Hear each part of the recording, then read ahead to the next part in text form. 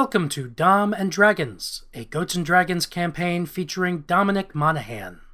Please be warned, this podcast contains adult situations and language that may not be suitable for children. In fact, we try our best to be unsuitable for people of all ages. You're welcome.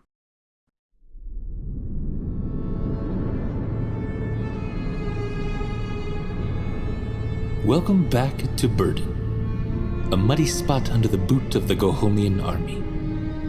If you have a sword, you best know when to draw it. If you have money, you've probably left. And if there's someone you trust in this forgotten place, you hold on to them. We're all just trying to make it here, and maybe we ain't looking too close about what you gotta do to be good in a place like Burden.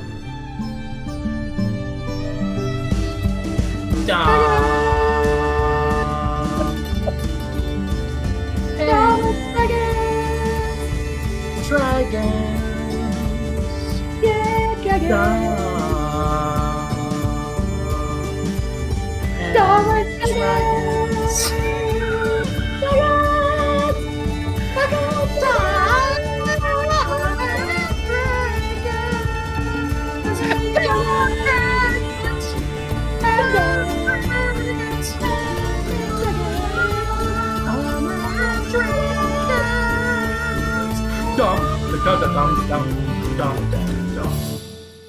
Dragons. Hello, and welcome to Dom and Dragons, podcast where Helpful Go Gaming plays Dungeons & Dragons with Dominic Monaghan. I'm Andrew Gilbert, and I'm your friendly neighborhood dungeon master. And I'm not alone. With me, as always, is the unbenevolent dictator of Helpful Goat, Galway, playing the turtle druid Mikek Tumbledown. Hey, everybody. Lena, playing the Azamar warlock Elef Fire. Hi. Adam, playing the Bugbarian Connie Demure. Hello, hello. And of course, Dominic Monaghan playing the halfling monk Kryon Fane. Hi, friends. Drinking out my favorite mug tonight. Yummy. Nice. Mm-hmm. All right. We are gathered here to have a lot of fun and play a lot of games. Kind of while the world burns all around us. Please don't take this as us taking everything in the world lightly. We're certainly not. In fact, we play games sometimes because the world is so heavy a lot.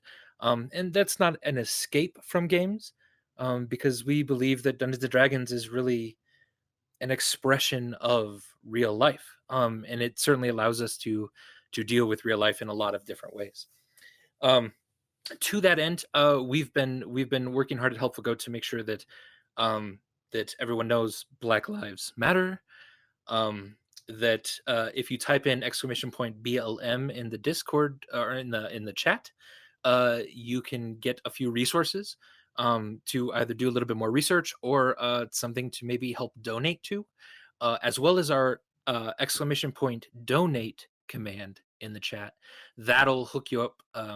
Not with normally our own coffee page, but right now we're wanting to focus efforts on some other charities that really need a lot of help. And I believe we also have sort of a scrolling text of different places that you can check out during the stream as well. So on Twitch, we are affiliate, which means you're able to cheer and subscribe to us. And anyone who has Amazon Prime, you can subscribe for free through Twitch Prime. It's super easy to get those accounts linked and set up. It's free on your part, and it definitely helps support the channel. That's something you can do if you want to support us directly right now, if you have the means. Totally understand that not everyone has the means right now, because the world is on fire. And we're trying to acknowledge, I think, these days that Twitch is not an unproblematic platform for us to be on. 100%. So just we're aware of that. That's something we have discussions about that we grapple with. Last week we canceled our stream kind of in solidarity with the Twitch blackout kind of protest that was going on last week. And so we are pushing this site and the Twitch as a company to kind of own up to and kind of deal proactively with some of the abuse that happens here on this platform. We're really intentional about that, and I think there have been some articles to that effect lately, kind of showing like about Twitch, kind of maybe hopefully finally realizing like, oh, we've got to deal with this shit. So Yeah. we're heartened by that. And Yeah. In 100%. my in my ignorance, can I ask a question? Because I'm not Sure. on Twitch that much. I'm on Twitch to hang out with you guys.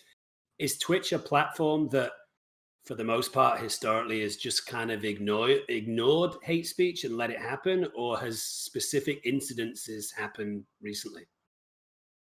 They they don't ignore and it's not just hate speech, it's also misogyny, sexual assault from some of their top streamers. That's what the thing last week was a lot of them came out over not last weekend but the weekend before, talking about experiences they'd had with top streamers who had been really predatory at the least and like outright sexually assaulted people at the worst. And Twitch has historically not done anything if the people are making them money. They'll do things, they'll ban and reprimand low level streamers. Like if we did something terrible, they'd probably ban us in a second. We don't have that big of an Right. audience. We're not making them much money. But for their people who are making a lot of money, they just kind of let them get away with anything. They don't apply things evenly if they apply them at all. And um, Yeah. and there's also, because of gamer culture, there's a huge because of the toxicity that there exists in gamer culture, there's a huge toxic base on Twitch. So you'll end up with a lot of that toxicity in the streamers or in the streaming communities, and then nothing gets done about it. So people are pressuring them to actually enforce their terms of service evenly and ban people if they're being awful. And our pause screen, our not live screen at the moment, is an image that was made by Twitter user Bad Luck Buddha that emphasizes this through imagery associated with assault and harassment survivor advocacy groups, and also just the literal Twitch terms of service, which is all people in this movement are really asking Twitch to enforce. Is it doesn't matter how much money these people made you. You have dozens of reports of harassment and assault that is in violation of your terms. Right. And there's been a few. It's oh, sorry, Andy. I was just going to say, I find it really troubling that like it's a computer program, so obviously it's built on code. Why can't they encode into the computer program that if you type this word, or we found out that you've said this word on our platform, you're out. Just have it be part of the makeup of the platform. And they've left that decision and that sort of functionality to the individual streamers for the most part. What, so you can police it yourself, you mean? Right. Yeah. And so like we police our own channel to a certain extent and keep that out. But not everyone does. And Twitch maybe should have a hand. That might should be be compulsory. There's certain words that obviously that would be cool. We all Yeah. know we can't That would say, be cool. you know. It's strange. And they have made some very high profile bans lately. That is not necessarily fixing anything. That is at best maybe a step in the right direction. And so I think all we can do is hope that that continues and it's not just sort of woke capitalism, but And the other thing that we can do, and I think the thing we do, is try to provide a community where people can be safe and be themselves and share in this thing that we all like to do, and get to comment on the fact that Lena's hair looks very good down. And to also the other point, and just to answer Dom, one of the things you were saying, that Rachel in chat has a very good point. It's not just about what's being said on Twitch, but how streamers, especially prominent streamers, are using their platforms in order to harass and abuse people because they're celebrities. They've got large fan bases. Right. So it is behavior that goes beyond just what people are typing in the quick chat. Yeah. I was playing League of Legends a few weeks ago and someone typed a word, which is a word that, does not get typed or used nowadays. And I was just astounded that the people at Riot had not allowed that to be typed. When you go to type it, it just comes across as a bunch of asterisks, and then throws the person out. That's crazy that they allow them to do that. If they're going to be irresponsible, then Riot need to be responsible about those people that can't make smart decisions, Nuts. Yeah. So we just that's part of the community we're trying to create here, is just acknowledging these issues, and so just wanted to flag that we're thinking about it, and that we're proud of kind of the space, as Galway was saying, the space that we do kind of create and cultivate here on Twitch and on our Discord server. So, and I guess this is the one we are very political. Hi, yeah, we're political, and we're going to use our small audience and small platform to boost these issues, boost Black Lives Matter, boost things about LGBTQIA issues, and sexism and sexual assault in gaming, and hate speech in gaming, and all of that, because it's important. Everything is political. Politics affects every aspect of your life, and if you say it doesn't, it's because you don't have to acknowledge how it does, because you have the privilege to not see that. But everything is political, so we're gonna talk about this a lot. Yeah, ignoring it feels icky, real icky to all of us. Yeah, time's up on all that stuff. Yeah, especially on the ignoring. Yeah. So and if you are super into this and this is the kind of community you love, you please join our Discord as well. !Discord in the chat gives you a link straight up to come in and hang with us and chat with us. We've been adding a lot of content lately that has been very community focused and pulling certain people from the community at times to play games with us. And we tend to be streaming some stuff just on Discord sometimes too. Galway's gonna do a birthday stream tomorrow. Happy birthday, Galway, by the way. That's gonna be playing Hades, and that's gonna be only in our Discord. So if you kind of want to just chill and hang out with us at that point or something, come on in. And everyone's welcome. Just be cool. Don't be an asshole. And any other announcements? Liv Tyler's birthday today. It is. I saw that. Oh yeah, I saw that. Yeah. Elven princess. She hasn't aged a day. She really hasn't. She's like Paul Rudd, man. Yeah, it's crazy. I mean, Elijah's the same. A lot of people in that cast have quite youthful looks, but something about Liv T. She has perfect skin. She always has, and I think she turned 43 today. She's just younger than me, but I mean, wow, she looks fantastic. She looks so young. Yeah, good for her. Awesome. Well, happy birthday, Liv. Yeah, happy birthday, Liv T. And I think then we're good. I think we can begin. Where the hell were we? Where in God's name? Great question. All I remember there was a fight between Connie and Elef. That's what I remember from the last thing, because it was so traumatic. A fight, a betrayal. Well, Dom, let me tell you what happened last time on Dom and Dragons. The group faced a terrifying monstrosity that blew out a wall of a prison. It appears that most of the officers in this army have some sort of demon inside them. There's no way to face this force head-on. Without a major course correction, it's only a matter of time before most Wigmolian cities are on fire. As the group dispersed after killing the Scorpion Man, Mikek and Kryon went shopping, and Connie and Elef took a weird roundabout way into some dark alleys. The rain began again, and Connie, still reeling from the effects of Mikek's soothing tea, seemed to lead Elef straight to turn in his bounty on her. The man who paid him seemed like he was going to pay for her and then take her away, but instead tried to attack Connie. A small fight ensued, Connie certainly fighting to seemingly save Elef at this point. And yet Elef seemed heartbroken that someone who had started calling her friend could do this to her. And Connie, in his shame, ran off. In order to console her, Kryon and Mikek suggested that perhaps now would be a good time to burn down the mayor's place. A little light property destruction. And they did that. In the rain, with the looming cloud of war advancing slowly on them all. They took the time to cathartically demolish the root of cowardice in their community. The town quickly gathered to cheer and watch it burn, and everyone for a moment sang and danced in celebration. But the clouds yearned to remind these folk what was just about outside their borders. Massive elk pulling the greatest siege fortress this land has ever known.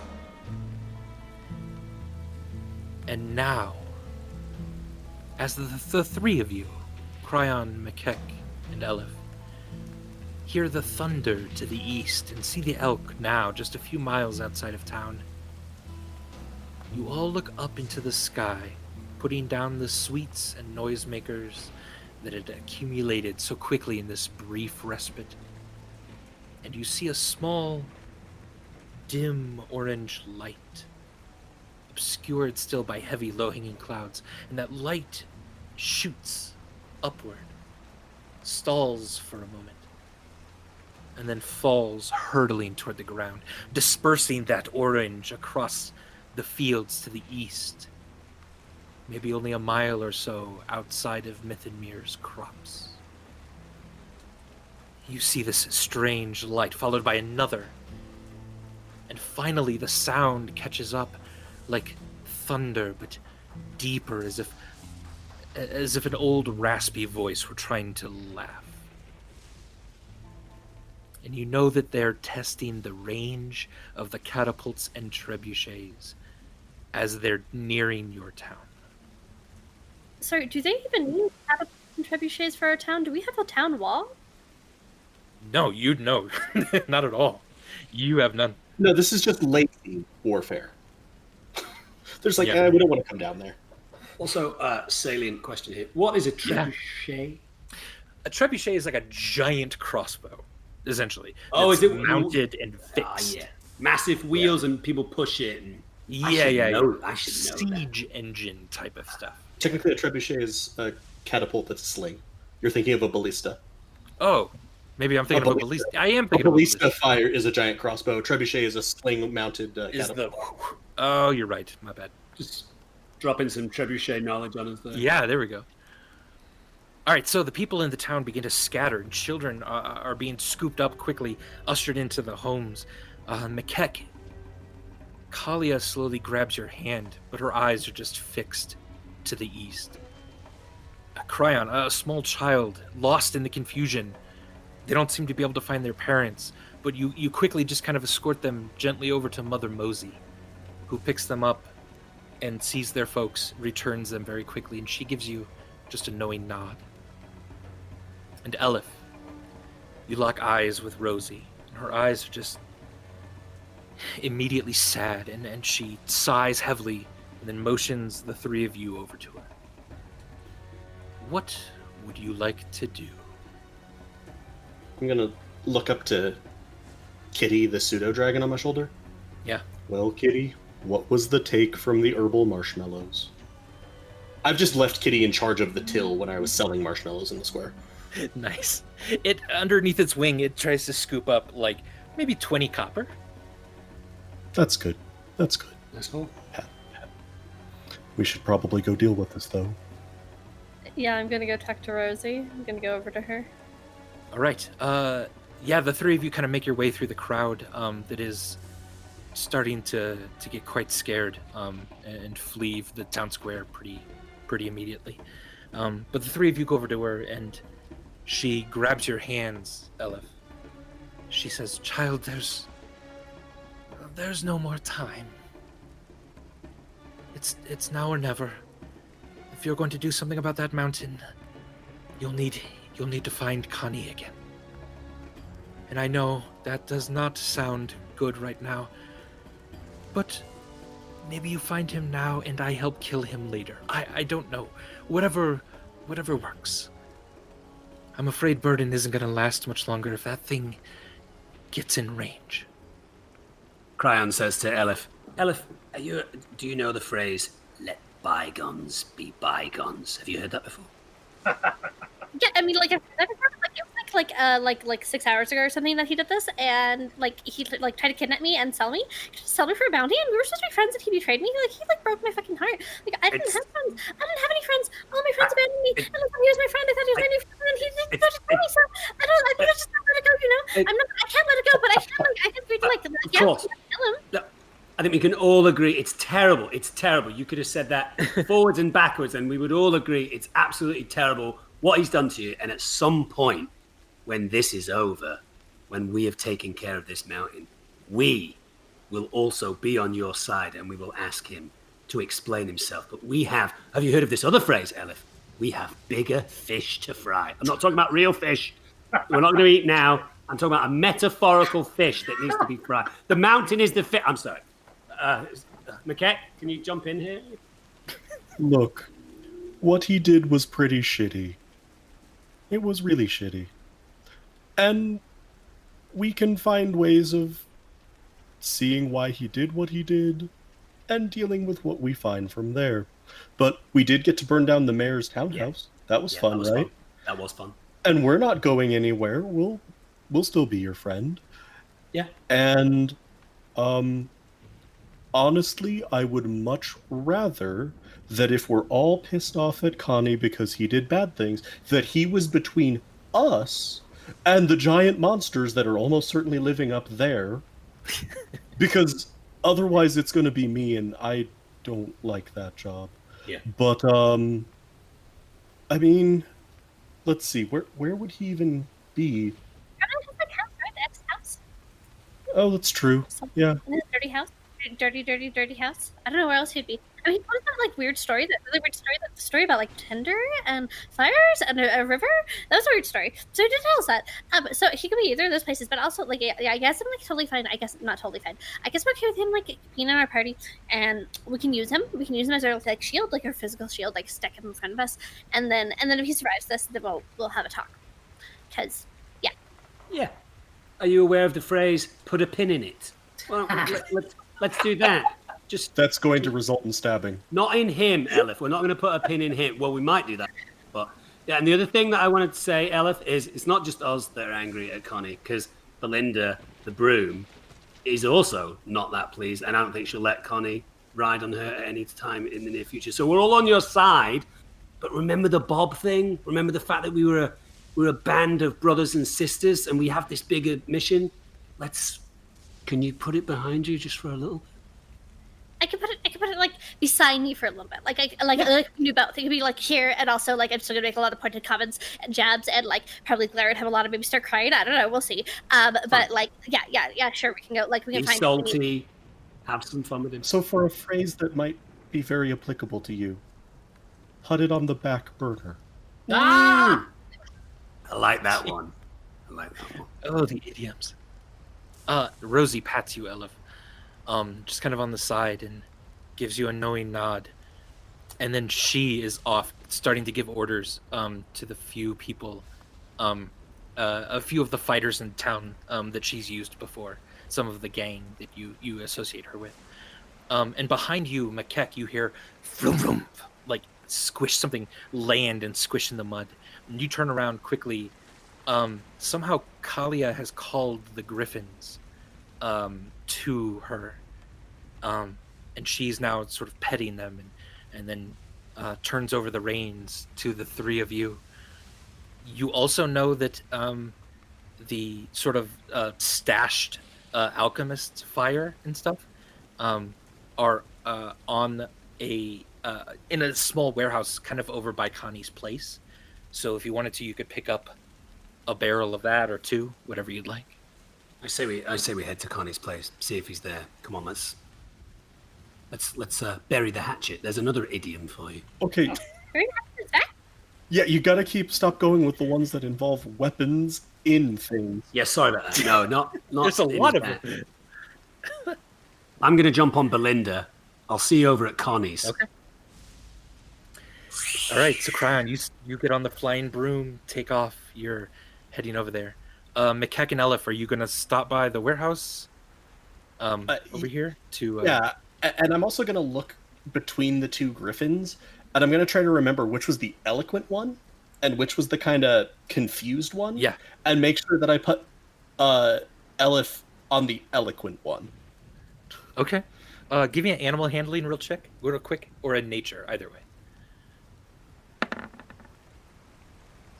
6. Yeah, you're pretty sure you got it, right?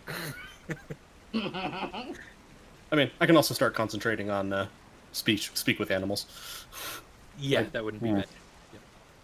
Like, I would say that outside of my role, I'd probably be doing that anyway because it seems like it'd be useful in here. Yeah, sure. And so kind of thinking about it again, if you're taking Connie with you up on one of the griffins, that griffin probably wouldn't be able to carry a barrel then too. So right now you have only one, probably one that can have someone on its back and carry a barrel. But these things are incredibly potent, according to Rosie. You know, one should be fine for whatever you want to do with it. The other thing I was gonna say was, so God, we're going into what is the airspeed velocity of a swallow. Yeah, we have 4 people. We have 2 griffins and a broom. Yeah. I assume, like, how can we? And then we also have 2 barrels. How can we stack that weight up? Because, like, the broom didn't seem to have any problems supporting me. True. If you wanted to trade, if Kryon and Elef, let's say, were on the same griffin, that would probably be the least amount of weight. It could probably also carry another barrel. Oh, I thought Kryon was going to ride his broom. I was generally intending him to, but just for the shuffle of weights, because Mikek is also aware that he is quite heavy. So, As is Connie. He's a turtle. He's mostly bone. That's true. I'm the heaviest party member. I'm cool with that. I'm cool with riding tandem on a griffin. That sounds amazing. Yeah. That's some amazing D&D But stuff. we'll switch when we get to the warehouse, I'd say. Yeah. Cool. Okay, yeah, so you switch it up a little bit. Mikek, you've already tried the broom too. You can fly it. So right now, Elef and Connie take a griffin. Each of them take a barrel. Kryon, you actually flew, while they were trying to figure that out, you flew over to the BBBP, the Bugbear Bachelor Pad. Connie was not there at all. Oh, I was going to give him a heads up. He's not there. So I knock on the door. There's no one at home. Yeah, no, it's unlocked. You know, you walk in. It looks as dirty and messy as ever. The birdcage is emptied. There's nothing here. You're not sure. He's gone. Where he'd be. He's gone. So yeah. So if you want to, you can then fly back and do some trading around and try to figure out how to find Connie. I'll fly back and join the party. I'll obviously let them know. Okay. That he's... So he wasn't there. Do any of you know a location outside of the prison related to his secret homosexual lover? He uses that phrase so frequently that I have to assume it's all a proper noun. What about the tavern? Is it worth looking in the tavern? Is he going to be drinking his sorrows away? Maybe I don't know. Elef, Ernie has dipped out of your hair and is now pulling on strands of your hair and kind of fluttering off, almost as if it's trying to get you to follow it. What is it, Birdie? What's going on? What's up? Where are you trying to go? Yeah, it just lands on your shoulder and starts kind of pulling your hair a little bit. And this is a little weird. You've never had the bird do this. I'm gonna I'm just gonna go follow my bird now. But you guys can go to the tavern. So if you want, I'm just gonna follow my bird. I don't know what it wants. Maybe it's I don't know, taking me somewhere. It kind of seems like it, right? You don't want us to come with you? It's up to you. It's up to you. Mikek, you do remember that this bird was, according to Connie, and Kryon, you'd remember this too because you heard him say it. Like a link, right? And Elef, I'm sure. That the bird was sort of magically tied to another bird, and that the two of them always knew where the other one was. Maybe it's trying to take me to its bird brother. Maybe it's trying to take me to the third bird brother. Do you remember hearing about that? Kryon, do you remember him telling us about the third bird brother who's supposed to be with burn. Like, maybe it's time to take us to that one. We should just follow the bird. I mean, I know we should go to the mountain, but I guess we have to find Connie. Maybe it's going to take us to Connie, but maybe it's going to take us to Yeah, the let's follow the bird. Let's follow the bird. No, it's good. Good shout. Good shout. All right. You let the bird loose. Elef and Kryon, you each get on a griffin. Give me an animal handling check. Kryon with advantage. Yeah. And then Elef, just straight. Oh, Oh. A 20 for Dom. saucy. And a 5 for Elef. All right. Yeah. So Elef, yeah, 5 is really good. I got you, girl. you're on your griffin, and right now it seems to be just kind of leaping from rooftop to rooftop. And Mikek and Kryon are able to sort of guide their broom and their griffin to follow the bird very easily. But it's getting hard. You're having a hard time dealing with this. Would you like to change it up a little bit on how you're interacting with the griffin? Sure. Incidentally, at this point, has my speak with animals ritual casting gone off? Yeah, about this time. Yeah, that would work. So I'm going to turn to the one that Kryon is riding. Hello? Yeah. Yes, how are you? Fuck. Yeah. Could you maybe tell your friend to not murder my friend with throwing her off the roof? Oh. It's tedious, but I suppose, yes. Appreciate it. So, Kryon, your griffin sort of swoops back down, lands on a building next to Elef, and you see them kind of bobbing their heads up and down, like kind of cackling a little bit to each other. And Mikek, you hear you hear a strange conversation about, yes, the turtle one wants you not to kill their friend. And then the other one says, I'm friend. And then, yes, you are a friend, yes. But please, if you don't mind, it's important. And after just like a minute of this back and forth, Elef, go ahead and roll again with advantage. This time, as Kryon and Mikek leap into the air again. Oh, Very good. If it is advantage, so you can roll one more.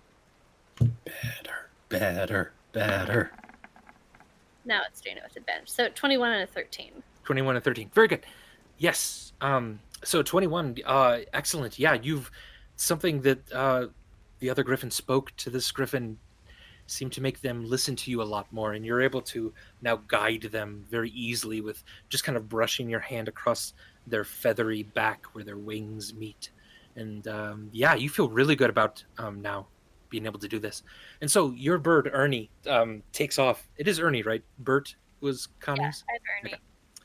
Ernie, yeah, takes off, flying in front of you. It's the rain is still pretty heavy, and so it's kind of smacking into your face. This is an uncomfortable way to fly. But it does sort of then lead you east, starting kind of on the outskirts of Burden. And as you're kind of approaching the sort of lake and the stream on the east side of town, you also do see a little bit of campfire in the distance. You're going to see Mikek sigh and pull out a shillelagh. Every time we go to the woods. All right. On the northeast side of town, a stream cracks a swath of green across the mud and dried grasses of the Burden outer limits. The banks of the stream rise straight up on either side, a little taller than a bugbear's head. And on either side are thick green bushes and grasses that support thousands of birds that chirp and fly back and forth, bouncing from one side of the bank to the other. And on the western bank, at a spot under an old tree, a stone slab has been laid, which holds back the greenery and hides whoever might be sitting there from prying eyes. And to the right of this is a campfire. The flames lick the nearby grasses. The smoke rises up into the tree, dissipating somewhere above it.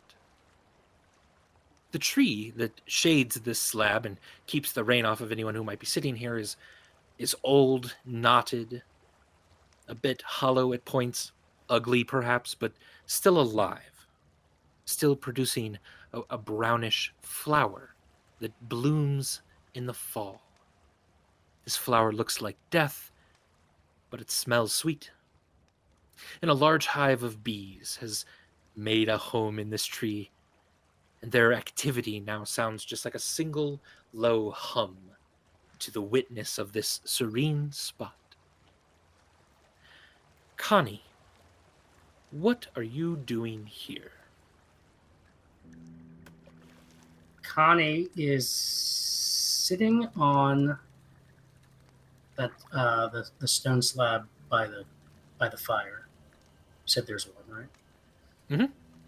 Mm-hmm. And he's kind of hunched over. You said it's raining, right? It is, but the tree has covered this spot and the fire with its sort of bright red and orange leaves. So yeah, Connie's seated there. His hat is sitting next to him. He's kind of just hunched over, and he's got a stick, and he's kind of just poking at the fire a little bit.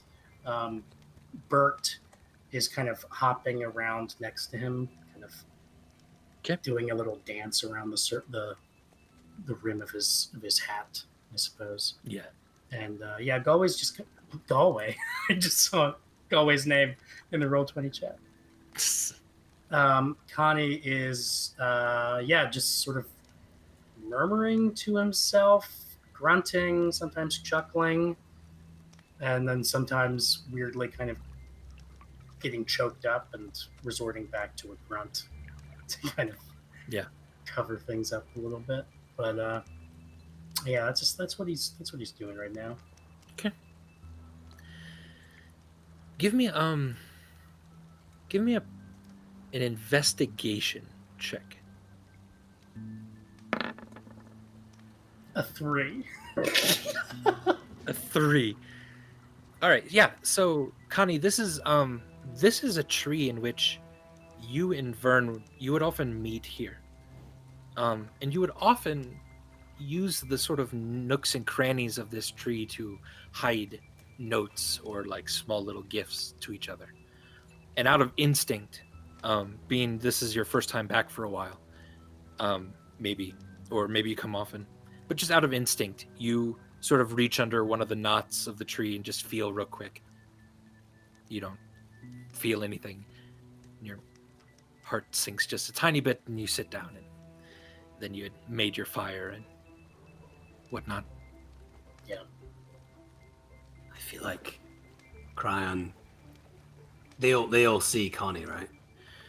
Right. So about now is when the rest of you kind of land in the tall but dry grasses of the field here, and you see the smoke from the campfire, and you see a very dark, sort of brown shape huddled in the corner. And at this, Elef, Ernie starts kind of just doing circles around your hair and then dips back in. It seems they've brought you to where they wanted to. I feel like Kryon kind of goes over to Elef and says, "You see that, right? You see that Connie-sized shape over there, Elef?" Yeah, I mean, I think it's Connie. I don't think it's just kind of size shape. I think it's actually Connie, probably. Yeah, it doesn't look like Connie. Should we just leave you to it? Do you want to go? Do you want us to come with you? Do you want to? Maybe you just like back me up, like be with me, but like Sure. I mean, I'm just gonna have to get on the fucking bird or hippogriff, whatever this is. It's not hippogriff. I think that's probably trademarked. Griffin. No, I don't think so. Yeah, we'll stand shoulder to shoulder to you. We won't say a word. I mean, I generally don't say a word when I'm around you anyway. So just you do you, and we'll do us. Sounds good. And I'm gonna land in front of Connie. Technically, what's in front of Connie is the stream and a large divot. So now we're wet. Now we're soaking wet. Brilliant. So if you want to land in the stream, or like on the other side of the bank, or like right behind him. I'm gonna just like hover above the stream. Like, so I'm still directly in front of him, but can griffins hover? Is there a hover mode on this? Oh, I see. Hover mode. Yeah. You're bouncing up and down as its like wings are like taking flight again, like each time. So you look a little funny, but you are able to hover ish in front of Connie. Connie, that's then kind of the first thing you see. You weren't expecting anything here other than the tiny birds that flip back and forth. Then all of a sudden you see a griffin and Elef riding it. For a split second, you think, "Oh, this is how I die." Yeah. 100%. War Griffin time. Yeah. Oh, Elef has come for revenge on a flying, terrifying monster. Hey, come on, Connie. You're still not my friend. I still hate you because you tried to sell me to that man. I don't even know who that man wanted me. Who the fuck that was? Do you know who the fuck that was? But that's not important right now. Anyways, fuck you. But you need to get on the fucking griffin, because we gotta go kill Siege Chantha. Okay, come on. No good, Elef. No good. I don't. You guys can do it without me. I'll just stay here. And if you want to shoot fire at me or something, put me out of my misery right now, you can do it. Go for it. You can help me with this fire. You can make it big and bigger until it consumes me. How about that? Elef is gonna pause and look like she's considering it. Love it. Okay, but we have to put things to the other side of us and bury hatchets in people's backs and stick pins in people and all of those things. We have to do all those things because apparently, we need you to kill Siege Chantha, right? Because, have you seen us? Kryon is very fast and stabby, but not he's not like a big ass bugbear, and I can't take a hit at all. And Mikek has really low HP for some reason, but it's really hard for him to get hit. But when he does get hit, it's really bad. So we need you. We need you. We can't do this on our own. We need you to kill Siege Chantha. Elef, why would you want me to join you all for this? How can you even stand to look at me? I can't even. I can barely stand to look at you right now. Connie, look, this is a worthwhile conversation to have. They're here too. Oh, sorry, I didn't mean to frighten you. Kryon has just snuck up behind you through the grass. I'm spry. Oh yeah. It's a worthwhile conversation to have, Connie, and we can definitely have that conversation at some point in the future. We'll give you that time and space. But, this war is happening. The time is of the essence. So let's deal with the thing in front of us now, and then later on we can have the big pity party. We can light a big fire, throw you in it. Whatever you want, we'll do it. But we got bigger fish to fry. Bigger fish to fry, right, Elef? Remember? Fish. Bigger fish. Did you bring fish? Is this literal fish? No, it's figurative fish. I'm sorry. It's a hornet's nest. I shouldn't have started it. I don't want to fry the birds. Those aren't hornets. Those are bees. I shouldn't fry the bees. Bees are good. We shouldn't fry bees. Yeah, Connie, we need you. And this isn't like I don't forgive you. You were my friend, right? You gave me a friendship, and we were gonna be friends. We were gonna be really good friends. It's okay. And then you tried to give me to a bad man for money. So that's the thing that happened, and was very upsetting. So I'm not over this, but also we do need you. We can't do this. We literally can't do this without you. You're asking why why I want you there. It's because you're a meat shield. So come be our meat shield, okay? It's what you're good for. I'm actually doing this when I'm pissed off. Maybe somebody else should talk to you who's not as pissed off at you. This probably isn't rousing or making you want to fight and do a good job. Is it it's probably just making you feel worse about yourself. From directly above Connie, because I assume that unlike the griffins, the broom doesn't really make any noise or downdraft. You're just gonna hear. So. What? You're here too? Rugged, damn it. Mikek is just kind of leaning sideways on the room. Yeah, I'm here too, buddy. I second everything that Elef said, but I'd also like to ask a question, if that's okay. Sure, ask away. Why did you go ahead and give Elef to the person who'd paid the bounty? I don't don't know. I was feeling weird. I was feeling weird ass. After that battle. I was a weird ass Connie. I felt angrier than ever, and Elef. Yes, I tried giving you to that asshole for money. Yes, but it's not. It's never been about that, right? Yeah, I've been kind of having a hard time with the bounty hunting, and so this big bounty on your head would have been really helpful for me, sure. But the fact is, it's not really about the money. The fact is, there's a reason why seeing you gets me all worked up. It's because, damn it, you are a constant reminder to me of Vern. That's what you. Every time I look at you, that's what I think of. As he says that, Mikek, just real quick, you notice in the tree next to Connie, there's a squirrel acting really weird. It's like trying to, like, it looks like it's trying to pull something out of the tree, just a little higher up than like eye level. But it looks like something is stuck kind of in there. And then when it sort of rears back and then tries again, it almost looked like some sort of cloth wrapping of something. I'm gonna float over. You all are doing great. Keep going. Pardon me. Yeah. I'm gonna grab that now. Fucking get it out of my tree! It's been in my tree. It's been stupid. It's been stupid in my tree for a long fucking time, man. Now I remember why I don't talk to squirrels that often. Also stops, looks at squirrel. This is entirely silent from the perspective of anyone, or incomprehensible from anyone down there. Looks at squirrel, looks at Elef, looks at squirrel, looks at Elef. We'll pull that out. Yeah, it's whatever it is, it's kind of stuck. So you do have to kind of, it takes a bit of strength to pull it out, and when you do, the broom sort of goes back and you have to kind of steady yourself a bit.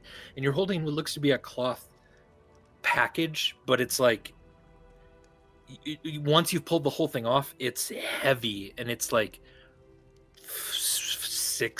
almost 6 feet long. And as that's happening above your head, Connie, there's a letter that just drops right in front of you. In front of me? Yeah. Seemingly loosed by this, by him ripping something out of a tree. Well, then I guess, and Connie is aware that this kind of fell from the tree. Yeah. All right. I guess that. Yeah, Connie would pick that up and. You pick up this envelope and flip it over, and it says "To Connie" on it. All right. I guess he'd open it, paw it a little bit, and open it. Check out this letter. All right. It's now in your handouts section. All of ours, or just Connie's? Just Connie's for now. Darn it. If he wants to share it, I'll give it to everyone. I will, for the benefit of the stream, I'll read it out loud, I guess. Do you want it as the person, or do you want to read it as Connie? Why don't you read it as Vern? Okay. So it's Connie, the first thing you notice is it's written in Goblin, which is your native sort of birth language. And it's not something Vern often spoke, if ever. But it's written in that, and it says, "To Connie, well, them's the Gohomians are coming. The Wakemore cowards retreated beyond the town, so there ain't nothing left to stop 'em but old Vern. You know I ain't one to back down from a fight I ain't gonna win. Look, if you ever make it back this way, and you ain't too sore at me still, maybe you'll get to thinking about old times and that'll bring you to this spot. Connie, I am proud that I never said sorry. Never once in my life. Never to no one, and that's something. Not sure my ma ever taught me the Orcish for it. So I learned a bit more of your tongue and thought I might say it in Goblin. I mean to run a lot of people out of my life. Bandits, gamblers. Folks would call me son, but I swear to you now on the lily pads in the stream, you weren't one of them. Looking back, I never could get my brain round us. Two of the hardest heads in the rugged damn place. And of course, we weren't looking to be kind to each other after that last fight. But one of us needs to bite the arrow.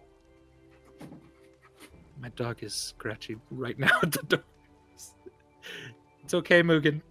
Use it. It's the squirrel scratching at the tree still. Yeah. Yeah. Echo bad at him. Stop that. I'm sorry. Sorry, that was a squirrel. Sorry. Mostly for not saying it until after I'm in jail or gone. In fact, I don't know what this will exactly do. Maybe the next time you have a difference with someone, you won't run as far. Maybe you'll give them a chance to hear an apology. Whatever. I believe in you. So much so I'm willing to bet Betty on it. That's what's in the package. She's yours now. Better in your paws than some damned captain's trophy case. See ya, Vern. So, yeah, so Connie's reading this, and as he reads it, yeah, definitely like tears, bugbear tears well up in his bugbear eyes. Is it true that when bugbears cry, like Bing Bong from Inside Out, do they cry candy? Is that true? Or is that just a myth? They don't cry candy, they cry bugs. Oh, God. maybe. That's Right. horrifying. So bad. Can I'd we like to not? go ahead. I'd like to Maybe? go ahead and take that back. Let's see. Ah. He is crying. No, he's crying candy. He's crying Skittles. Okay. How about that? Better than bugs. I thought you were gonna go with like vinegar or something. Or something, yes. And then you're just like bugs. Like, ha! Oh, God. Either way, bugs or Skittles, Kryon stood underneath him like this. Like, don't mind me, just catching a couple of things and running off. Loves Skittles. And he loves bugs. Wow. Imagine that. Just as I was about to talk about Vern, I get a letter from him. That feels fated. Rugged, damn it. Elef, when I look at you, I think about this man who wrote this letter here. And that's because over the past 10 years, every time that I had a narrow scrape with you, every time you fucked up my shit and I came this close to catching you and then couldn't, I just got fuming mad. It would ruin my day, my week. But Vern was always there. He and I didn't have a perfect relationship. We got in fights often, but he had a sense of humor. And he would try to make things light that were heavy. And every time you escaped from my clutches, put me in a foul-ass mood, Vern he'd plan a little camping trip out here where we met the River Titwitch. We'd come out and he'd be all romantic and shit because he knew that it would cheer me up, and it did every time. And it became a weird ritual, a weird tradition for us. Every year, our annual post-Elef escape camping trip. And so when after I was coming down from that weird-ass shit Mikek gave me, I saw you again, and I standing there, and I thought to myself, what am I doing talking about justice and mercy? That's not who I am. That was who Vern was, but he was better than me. It's what got him killed, was because he was good. He stood up to the Gahonians. Now he's gone, and I'm just left here to be the shitty person that I've always been. And so I just had to, I don't know, had to get you out of there, had to finally capture you once and for all. But I guess, to be honest, I don't think I really wanted to capture you or turn you in for the bounty. I think what I really wanted was one more failed attempt at getting you where I wanted you. One more failed attempt at capturing you, so that maybe I could come out here for one last annual camping trip with Vern. And I guess what I was trying to say back in town earlier was that I am sorry. Right, I am sorry for trying to turn you in. I was upset and I was confused. Now, I can promise you it's never going to happen again because, well, that guy was an asshole and betrayed me. That's part of it. But also genuine kind of feelings of remorse about that. And this letter's got me all feeling weepy. Vern and I never apologized to each other. That was part of this letter that I just read in silence in front of the three of you. And yeah, I'm sorry, Elef. I didn't mean to hurt you. I was navigating my own hurt, and I hurt you in the process. That's it. Okay, I mean, I guess it's.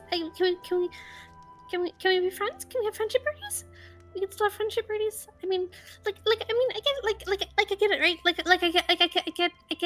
get being upset and hurt. Like, Rosie disappeared for 7 years, and I thought she was probably dead, and I guess she wasn't dead, so I guess I have that. But like, she still hasn't really told me where the fuck she went, and she's been really acting kind of strange. And it's not like the same as it was. Like, it wasn't the same. It wasn't like, I wasn't like, that'd be weird. She was like a maternal figure for me. I wasn't like I wasn't into her like that. But like even if it had been okay, either way, like it's just, it's weird having her come back, right? And she's back, but it's like she would like wasn't back. It's like she wasn't back. Maybe and it's like she's been gone, and like there's all that stuff left unsaid between us in like the seven years, and like all that. So I get it. I get like not being able to like say things, and I like I get like not having closure because I don't have that even with her back, and I get I get it. It's hard. And I get having the hurt and the pain because like she was all I had, and then she went away, and he was all you had, and then he I guess probably died. Like I guess he's dead. Which is like really fucking sad. Like, right? Like that's super sad. Like he was like the only one who ever managed to capture me, but that's still fucking sad because he was like a good guy. He was just on the wrong side of good, but he was still on the good side, right? He was just on a different side of good than I was. But he was a good person, so it's really sad he's dead. And like I get really upset and hurt about that. Like I understand. So I understand acting from hurt. I understand acting from pain. Like yeah, I guess I forgive you. We can still be friends. We can have friendship parties, and maybe he's not dead, or maybe we can find a necromancer and we can find his body and we can raise him from the dead. Like this is a magic world. Like we can find a necromancer. Wait, hold on. You for what me? You used a word there I'm not familiar with. I forgive you. I forgive you. We can be. It means that I'm not upset and angry anymore. We can be friends. We can have friendship parties, and it'll be okay. It's okay. Like I get it. Oh. That's lovely, you guys. Hey, Connie, are you done crying? Because those Skittles were delicious. I'm not done crying because I'm about to cry some tears of friendship. Okay, Here keep they me coming. come. Here, all right, here, I'll aim my bugbear eyes at you so you can capture the Skittles. Love the red ones. Elef, of course we can be friends. Of course, I understand that it's hard when people go away and they come back changed and communication changes between people that you're in relationship with. And the fact is that now when I look at you and with this letter in hand and with Betty over there, which I know entirely what Betty is because of I just know that, and I'm not curious about it because I kind of know what it is. But with all this here, I'm beginning to realize that seeing you and remembering Vern maybe doesn't have to be a feeling of pain or loss. Maybe it can be a reminder of something good that I had. And so now the prospect of having you around feels really good to me. Oh, here comes some more Kryon. I'm crying, Kryon. I'm crying, Kryon. Elef is gonna get in the way of catching the Skittle tears because she's gonna throw herself at Connie and hug him really tight. Oh. Are friendship tears a different like flavor set of Skittles? Pineapple. Okay, like those the tropical ones. Yeah, different flavors coming up. I love that. Andy, how are you feeling about us making that canon? It's canon for Connie. For Connie, not not all all bugbears cry Skittles. What a gift. There's something wrong with Connie and his tear ducts. So I think sitting on his broom, holding this like heavy cloth wrapped package that he extracted from the tree, Mikek looks down at this and looks at Kryon bouncing around attempting to collect Skittles in both hands. Connie sobbing Skittles. Elef like launching off of a griffin like to embrace like this is nice. And they're still assholes, but I see some of the behaviors that could have caused the Goholnians to judge us. Oh, yeah. Mikek. Hey, excuse me. While Elef is hugging... For the love of God, drop the tear Skittles. While Elef is hugging Connie, he'll kind of look up at Mikek and be like, Mikek, I want you and me to have a conversation at some point about maybe finding a way to turn these herbal soothers of yours into something, I don't know, maybe a bit more palatable for me. Maybe some kind of micro dosing situation, something where I could get the benefits, but without the awful come down afterwards. What do you think? I can have Kalia run some compounds. They might be ready for us by the time we get back. Assuming the town hasn't burned down. Yeah, burned down. There's a mountain. Yeah, seed center. As you say all this, in the distance, you hear another. Okay, so we should probably go and fucking deal with that, but also we should probably go tell Kalia to make those, and also we need to I forgot we need to tell Rose and Kalia to free the elk while we're busy, because if they can free the elk while we're creating a distraction on the mountain, then everything will be good. But we didn't communicate that to them at all because we were just really upset about Connie, so we just followed our bird out here, and now we're here with the birds, and it's really great, and it's we're all friendly again. And there's tear Skittles, and it's wonderful, but also we need to go tell them. Yeah, we do need to go do that. We need to handle the shit. But first, I wanna unwrap this package that. Oh, right, I forgot about that.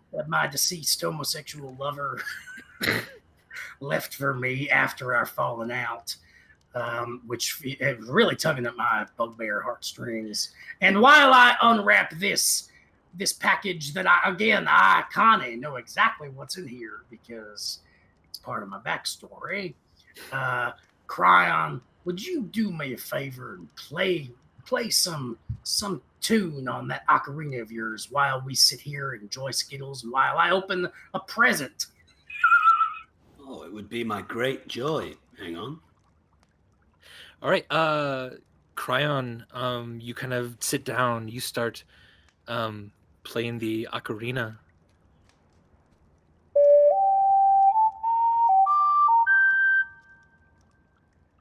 That was a nice little tune.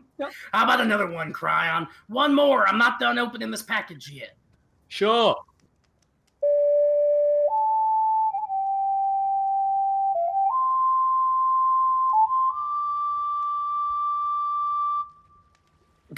And again, thank you to Sam Winnie who composed those little Yeah. Dom specific ditties. That was an ode to my great one-legged uncle, Mr. Misopheles. Dead now. Yep. All right, what is Betty, Andy?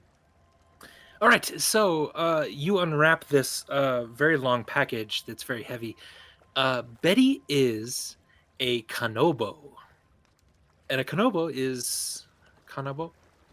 I forget how it's spelled. But it's generally a giant kind of... almost looks like a baseball bat with like metal nubs in sort of the heavy end of this thing. It is a ridiculously terrifying two-handed weapon. And you know that it happened to be one of Vern's magical weapons. Ooh, he left it for me? He left it for you. Can you put that in my inventory at some point? Sure, yeah. It's a versatile weapon too, so you can do it one-handed, but you can't quite get a lot of strength with it. But yeah, I can work on that. You've also rested. You've taken a moment to breathe. You are all level 5 now. So why don't we actually go ahead and roll some hit dice then as well, while I put that in there. This has been Dom and Dragons, presented by Helpful Goat Gaming. If you enjoyed what you heard and want to hear more, check out our main Dungeons & Dragons campaign, The Fates of Rin, right here in the Goats & Dragons podcast feed. You can also check out our other podcast, Helpful Goat Presents, where we play one-shots, shorter campaigns, as well as have conversations about D&D and role-playing in general. You can follow us on Twitter, Facebook, and Instagram at Helpful Goat, and if you want to hear us play live, you can follow and subscribe to us on Twitch at twitch.tv/helpfulgoat. You can also chat with us and other Helpful Goat fans in our brand new Discord, or donate to our Ko-fi page to help us keep creating content by clicking the links in this episode description. And last but not least, please consider rating and reviewing us on Apple Podcasts, Podcast Addict, or Stitcher.